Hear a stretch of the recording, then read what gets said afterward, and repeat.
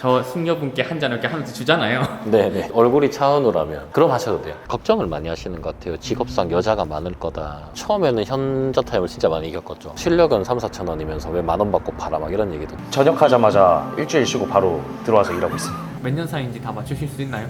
아니요. 바에서 칼을 휘두르셨던 분이 한 분 계셨어요. 안녕하세요. 어서 오세요. 무아 라운지의 오너 바텐더인 정기원이라고 합니다. 네, 반갑습니다. 네.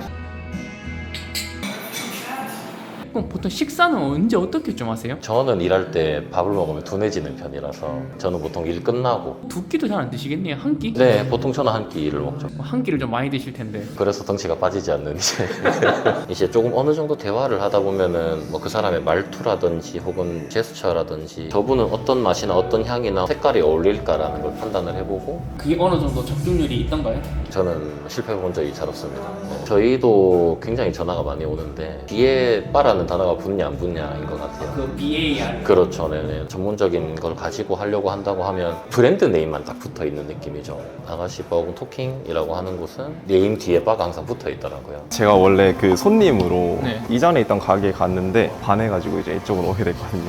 오너 바텐더 분께서 눈을 많이 본다고 하시던데 본인의 눈에 만족하십니까? 아, 네, 저는 굉장히 만족하고 있습니다. 편안하게 대화를 이끌 수 있는 좀 그런 부분이 강점이지 않나. MBTI가 ENFJ예요. 이제 좀 손님들 좀 많이 오시기 전에 준비를 해놓는 단계인가요? 채워놓는?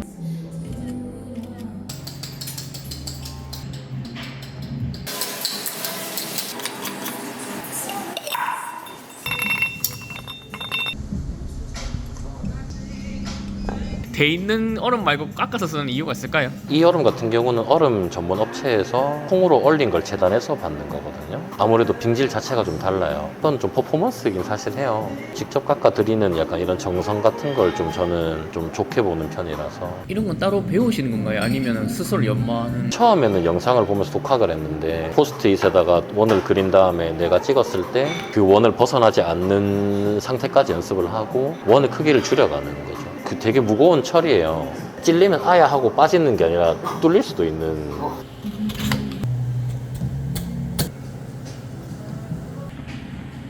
그 우리 어렸을 때 그 보석 반지 팔 따라서 비용이 다르긴 해요.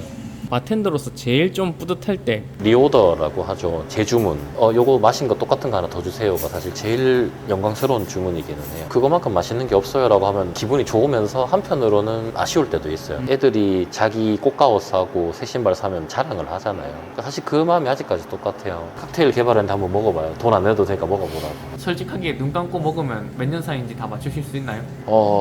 아니요. 국밥이라는 걸 예로 들었을 때 똑같은 돼지국밥이면은 눈 감고 먹으면 어디 국밥인지 아시냐는 거죠. 국밥들 중에 혼자만 빨간색 국밥이 있다면 먹고 바로 알 수 있잖아요. 똑같은 위스키를 연도별로 나눠가지고 나이별로 나눠서 이건 무조건 몇 년이야. 생각보다 쉽지는 않아요. 도화 일단 만들어보자.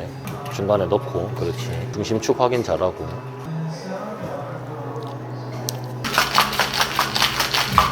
자세가 각이 있어서 좋은데 아직까지 좀 부드러운 게 부족하다 이거지.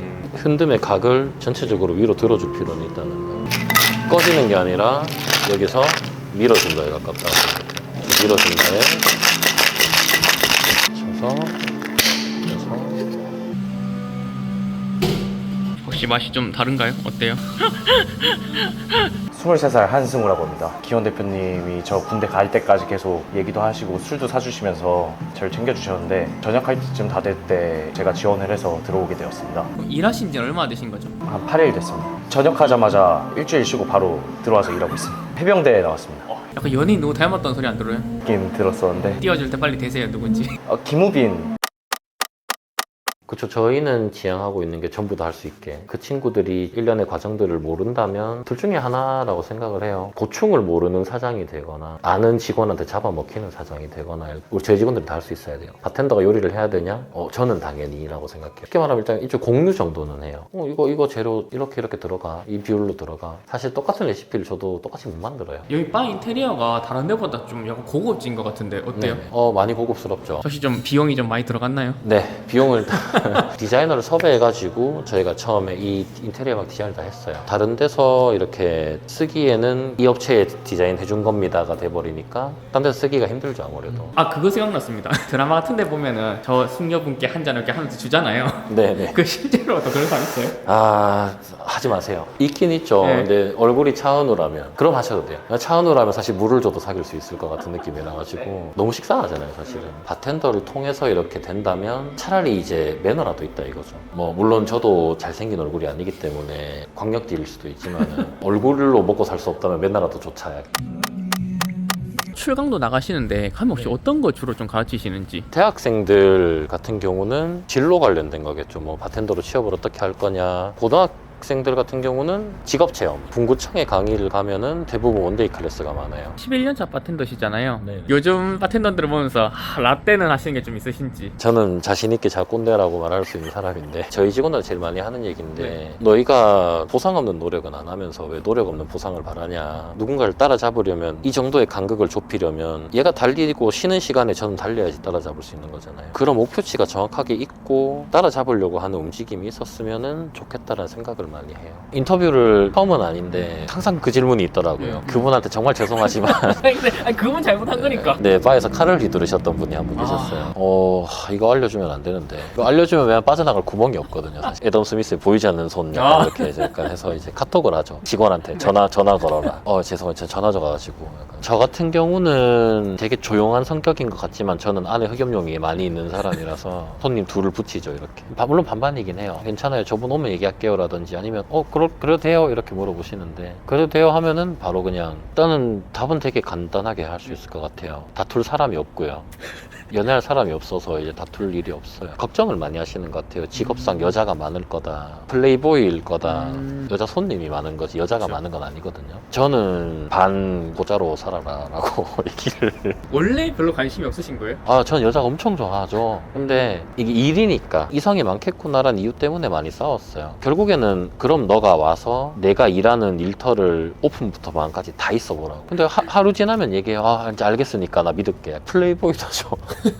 돈을 많이 못 번다. 학력이 좋지 않을 것이다. 좀 서러운 건 많죠, 사실. 그 수입은 괜찮다는 거네요. 괜찮게 만들 수 있다에 가까워요. 사실 정장이긴 하지만 복장 색깔 제한 없고 머리 자유, 차 뭐 사든 상관없고 일반적인 우리가 회사에서 좀 제한하는 것들이 있죠. 그런 게 없단 말이에요. 이 정도 자유를 보장해 주니까 나는 이 정도를 더 해서 파일 늘려야겠다. 그러면 더 어필을 해서 내가 더 잘해가지고 이만큼 더 주세요 할 수 있는데 돈을 못 번다. 단순히 당연히 매장에서 일만 하면 매장에서 일하는 만큼만 돈을 버는 거죠. 약간 부정선언 치면 규제가 없는 만큼 그다음 개발의 여지가 많은 거 아니냐?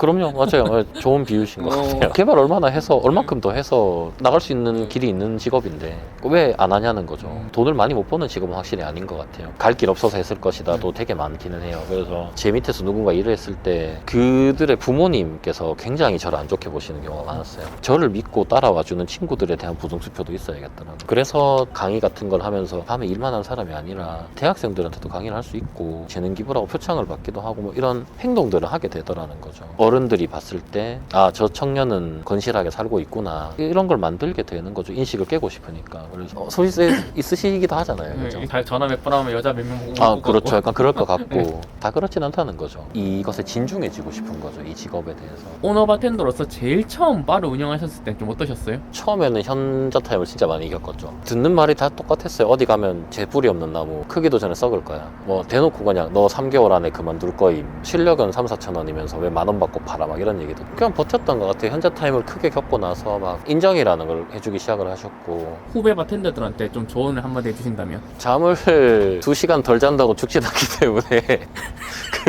2시간 덜 자고 다른 생산적인 걸 뭔가 더 해보았으면 저는 좀 그런데 2-3년 차 때 제일 좀 어깨에 뽕이 많이 들어가 있었긴 해요. 그러니까 뭔가 나 이제 이것도 할 줄 아네. 그때 좀 겸손해질 필요가 그 고민을 좋아하시면 아쉽지만 지금 이렇게 좀 여유 있을 때 끼니를 챙겨 드시는 편인가요? 원래는 안에서 돌아가면서 먹는데 오늘은 선생님 오셨으니까 같이 먹어요. 오붓하게 먹는 것 지금 굉장히 화려하네요 메뉴가. 약간 군대에서 위장막 느낌이 좀 나네요.